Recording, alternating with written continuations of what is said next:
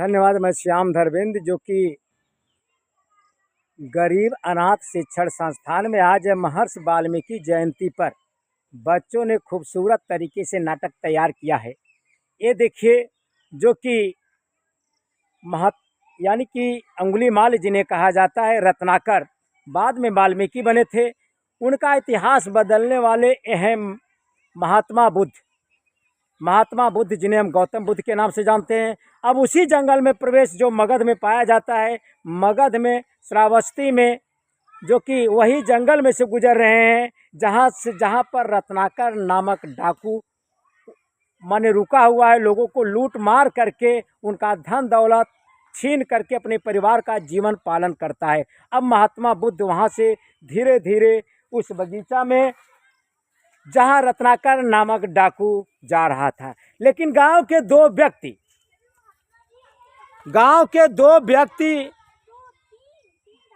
बिटिया इधर देखते रहिए, हाँ साइड में होकर, गांव के दो व्यक्तियों ने महात्मा बुद्ध को रोका कि आप इस जंगल में से मत होकर जाइए, नहीं तो खूंखार डाकू रहता है, आपको मार डालेगा। लेकिन महात्मा बुद्ध उनकी बातों को टाल रहे हैं हाथ हिलाकर, और गांव उसी जंगल में प्रवेश धीरे धीरे उसी जंगल में जा रहे हैं जिस साइड में खूंखार नामक डाकू रहता है। अब देखिए, इनका मुलाकात होगा वही खूंखार नामक डाकू से। खूंखार नामक डाकू रत्नाकर जो आज की महर्षि वाल्मीकि जयंती के रूप में मनाया जा रहा है। अब देखिए,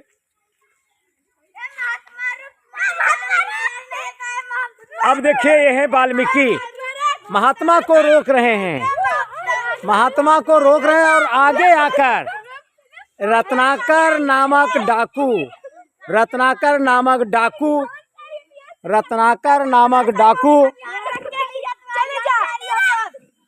अब देखिए, रत्नाकर नामक डाकू, बिटिया वहाँ साइड, रत्नाकर नामक डाकू ने महात्मा बुद्ध को रोक लिया है। ये है रत्नाकर नामक डाकू, और कह रहा है कि आपको हमसे भय नहीं लगता। देखिए, हाथ में कुल्हाड़ी लिया हुआ है वही रत्नाकर, गले में देखिए अंगुलियों की माला, और वह कह रहा है महात्मा बुद्ध से कि आज हम 99 लोगों की अंगुलियों की माला पहने हुए हैं। देखिए, 99 लोगों की अंगुलियों की माला पहने हुए हैं, अब आप हो 100वां। आपको हमें से तनिक भय नहीं लगता, तनिक डर नहीं लगता। लेकिन महात्मा बुद्ध के चेहरे पर मुस्कान बनी हुई है। वो कह रहे हैं कि जो आप पाप कह रहे हैं, उस पाप का भागीदार आपके पत्नी, आपके माता, आपके पिता होंगे या नहीं। और शायद अंगुलीमाल अब जाएगा अपने माता पिता से पूछने, लेकिन महात्मा बुद्ध को पेड़ में बांध कर जाएगा। अब देखिए, महात्मा बुद्ध को पेड़ में बांधने के लिए अंगुलीमाल पेड़ में बांध दिया, और अंगुलीमाल जिन्हें हम रत्नाकर कहते हैं, जाएंगे अपने माता पिता से, अपने पत्नी जी से पूछेंगे, जवाब आएगा। और अंगुलीमाल का एक देखिए खतरनाक डाकू महात्मा बुद्ध, ऐसे महात्मा को पकड़ के रखा है जिन्हें पकड़ पाना एक मशक्कत की बात है। अब अपने माता पिता से रत्नाकर डाकू पूछ रहा है, शायद यह जवाब मिलेगा। माता भी उन्होंने भाई कहा उनसे, माता की भाई जवाब आ गया। अब वह जवाब महात्मा बुद्ध से कह रहा है। महात्मा बुद्ध पूछ रहे हैं इनसे, क्या आपके माता ने कहा? उन्होंने कहा, मेरी माता, मेरी पत्नी और पिता का एक ही जवाब था कि आपका कर्म है हमें जिलाना, हमें हमारा पालन पोषण करना है, आप हमारे पुत्र हो। पत्नी कह रहे हैं कि आप हमारे पतिदेव हो, आपका कर्तव्य है कि हमारी रक्षा करना, परिवार का सेवा करना। आप धन दौलत चाहे जहाँ से लाइए, चाहे मार के लाइए, चाहे अपने मेहनत से कमाइए, लेकिन आपको हमें खिलाना है। अब हम पाप के भागीदार नहीं बनेंगे, इसके पत्नी का कहना था, हम पाप के भागीदार नहीं बनेंगे। उनके मम्मी, रत्नाकर नामक डाकू की मम्मी भी कह रही थी, महात्मा बुद्ध से रत्नाकर डाकू नामक कह रहे हैं।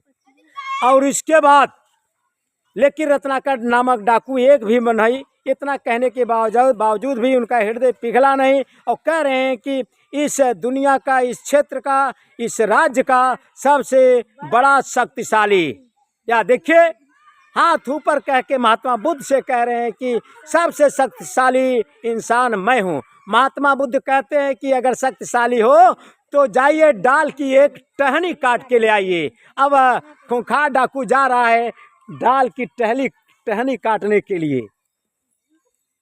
टहनी काटेंगे,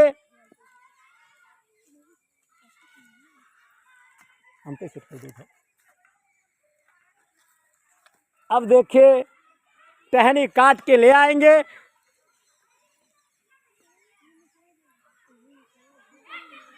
और टहनी काट कर ले आएंगे। महात्मा बुद्ध टहनी से क्या संदेश देना चाहते हैं, क्या संदेश देना चाहते हैं, शायद देखे याद टहनी काट के ले आ रहे हैं रत्नाकर डाकू। टहनी काट के महात्मा बुद्ध के पास पहुंच रहे हैं। अब महात्मा बुद्ध कह रहे हैं कि जाइए यही टहनी जोड़िए। महात्मा बुद्ध हाथ हिला हिला के कह रहे हैं कि जाइए टहनी जोड़िए, लेकिन रत्नाकर डाकू कहता है कि आप बेवकूफ़ हो, यह टहनी जुटेगी।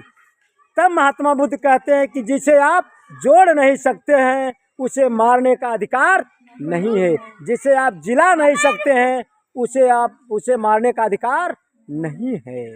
रत्नाकर डाकू महात्मा बुद्ध के चरणों में अब गिर जाता है कि आप हमारे शरण, आप हमको अपने शरण में ले लीजिए।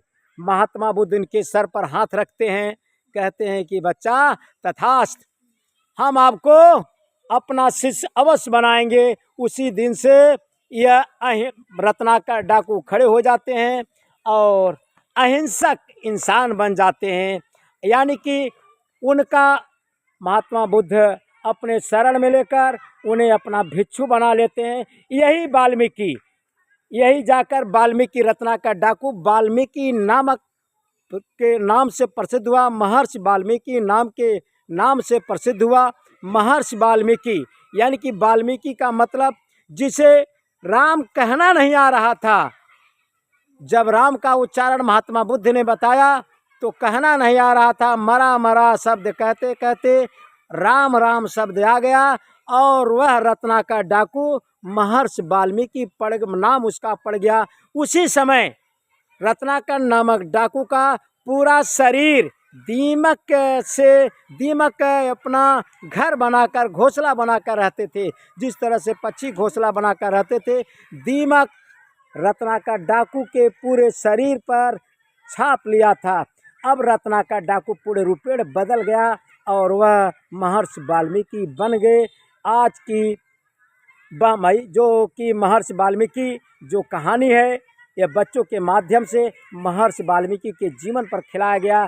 महर्षि वाल्मीकि जिन्होंने रामायण की गाथा लिख डाला है अपने इस कर्तव्य से, इस कर्तव्यनिष्ठ आज्ञा और अपने आप को सुधार कर।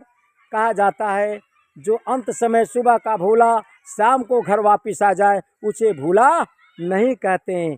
रत्नाकर डाकू वहीं से उसका जीवन बदल जाता है, काया बदल जाता है, पूरा दुनिया को बदल कर रख दिया रत्नाकर नामक डाकू। बस इस वीडियो में बस इतना ही। यदि आप नए हो तो निश्चित तौर पर बच्चों की इस खेल पर चैनल को आप सब्सक्राइब कर दीजिए, लाइक कर दीजिए, दोस्तों में शेयर कर दीजिए और रत्नाकर और महर्षि जो कि वाल्मीकि के नाम से प्रसिद्ध हुए और गौतम बुद्ध के विषय में क्या कहेंगे कमेंट के माध्यम से आप निश्चित तौर पर बच्चों को कहेंगे। धन्यवाद दोस्तों।